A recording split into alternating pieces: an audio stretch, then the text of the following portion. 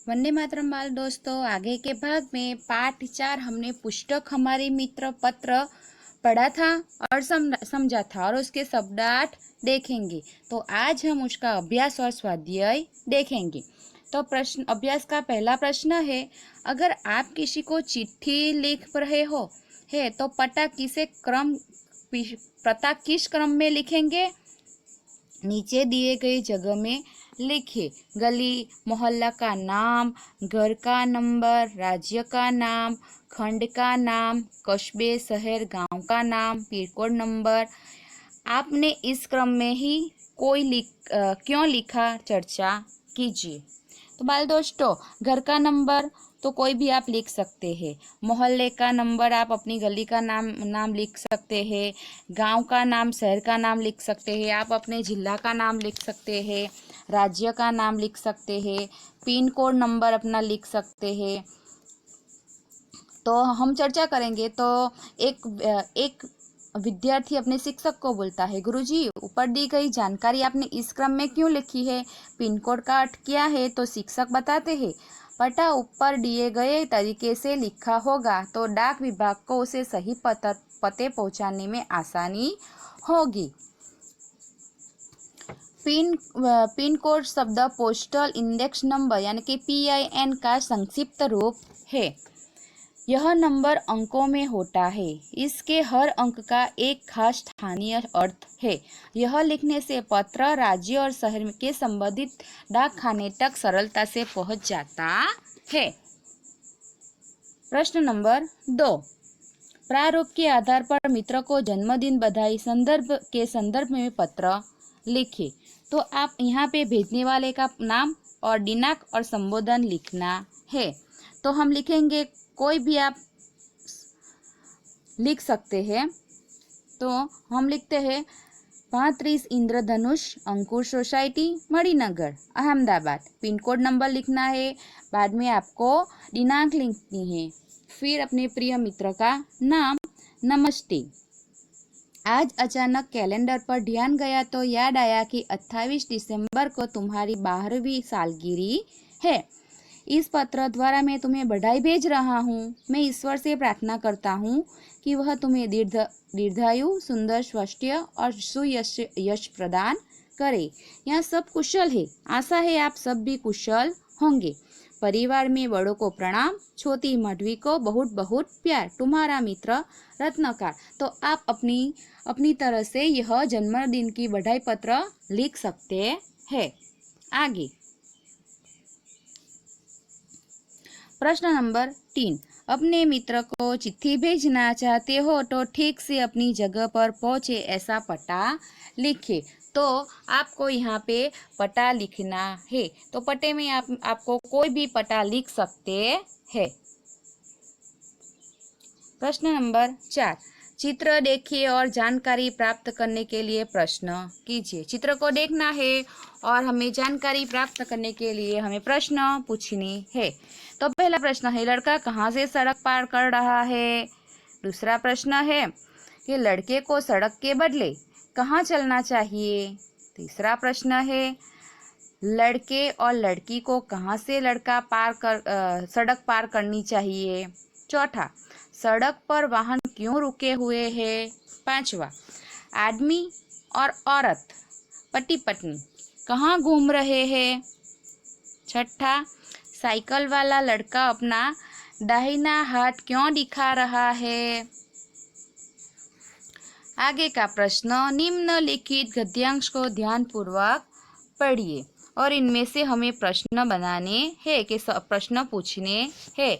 तो हमें ध्यान से पढ़ना है। दुनिया साहसी लोगों के लिए है। कायर हमेशा सोचते रहते हैं और बैठे बैठे सपना देखा करते हैं, पर साहसी विजयी होते हैं। साहस से बिना योग्यता व्यर्थ है।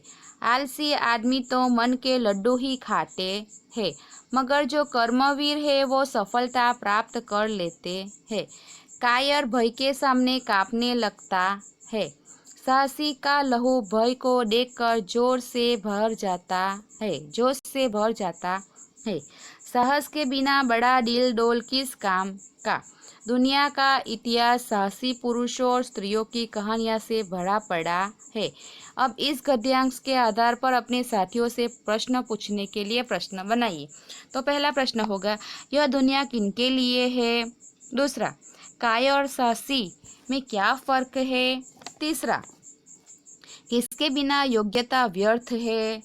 चौथा, किसके बिना बड़ा दिल डोल व्यर्थ है। पांचवा, दुनिया का इतिहास किनकी कहानियों से भरा पड़ा है। आगे स्वाध्याय। तो स्वाध्याय का पहला प्रश्न, प्रश्न के उत्तर लिखिए। तो पहला प्रश्न, पत्र कब और कहाँ से लिखा गया है। तो पत्र 4 अगस्त 2011 को 195 उमियानगर सोसाइटी, मुंदरा, जिला कच्छ से लिखा गया है। दूसरा, पत्र किसने किसको लिखा है। तो पत्र कुंजन ने मित्र मनोज को लिखा है। तीसरा प्रश्न, पत्र किस विषय के बारे में लिखा गया है। तो पत्र पुस्तकों के महत्व के बारे में लिखा गया है। प्रश्न नंबर 2, अपने घर कोई पुराना या नया पत्र ढूंढिए और उसे देखकर निम्नलिखित प्रश्नों के उत्तर दीजिए, लिखिए।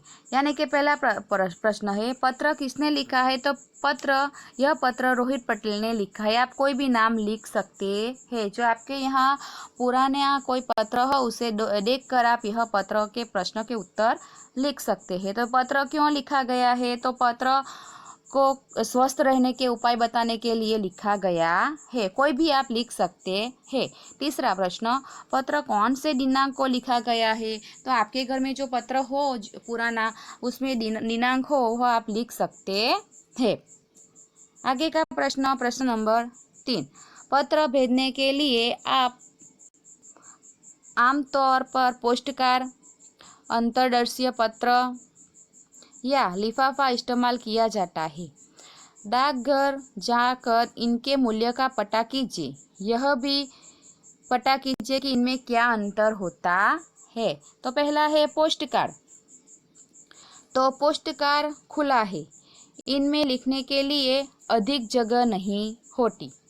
इसका मूल्य 50 पैसे है। दूसरा, अंतर्देशीय पत्र, यानी कि इसे लिखने के बाद 3 ओर से मोड़कर बंद किया जा सकता है। इसका उपयोग केवल अपने देश में ही हो सकता है। इसका मूल्य 2 रुपये और 50 पैसे है। तीसरा, लिफाफा, अलग कागज पर पत्र लिखकर और उसे मोड़कर लिफाफे में रखा जाता है। इसमें पत्र सुरक्षित रहता है। लिफाफे पत्र के अलावा प्रायः बहनें पर दूर रहने वाले भाइयों को राखी भेजती है। इसका मूल्य 5 रुपये है। आगे का प्रश्न नंबर 4, अपने आसपास की किसी भी घटना का वर्णन करते हुए अपने मित्र को पत्र लिखिए। जैसे कि नदी में बाढ़ आना, तो हम अपने मित्र को पत्र लिखते हैं। तो आपको यहाँ पे पत्र में यहीं पे एड्रेस लिखना है और आपको अपने मित्र का नाम लिखना है और इसमें लिखना है कि तुम्हारा पत्र मिला, तुम्हारी बहन की बीमारी की बात जानकर दुख हुआ, उसे खाने पीने में सावधानी रखनी चाहिए, मुझे विश्वास है कि वह जल्दी ही अच्छी हो जाएंगी। कल रात हमारे मोहल्ले में शॉर्ट सर्किट के कारण एक मकान में आग लग गई। शुरू में किसी को कुछ पता न चला, घर के लोग सोए हुए थे। अचानक धुआं उठने लगा और बदबू आने लगी तो लोग जाग गए। कुछ ही देर में काफ़ी लोग वहां जमा हो गए। मैं भी वहां पहुंच गया। यह तो अच्छा हुआ कि फायर ब्रिगेड की गाड़ी जल्दी आ गई और कुछ ही देर में आग बुझ गई। मामूली नुकसान के सिवा कोई बड़ी हानि नहीं हुई। सचमुच ऐसी घटनाएं बड़ी दुर्भाग्यपूर्ण होती है। बाकी सब कुशल है। तुम्हारे माता पिता को मेरा प्रणाम और आपके मित्र का नाम लिखना है। आप इसमें कोई भी घटना, अपने आसपास की घटना का वर्णन लिख सकते हैं। तो बाल दोस्तों, यहीं पर हमारा स्वाध्याय और अभ्यास खत्म होता है। अस्तु।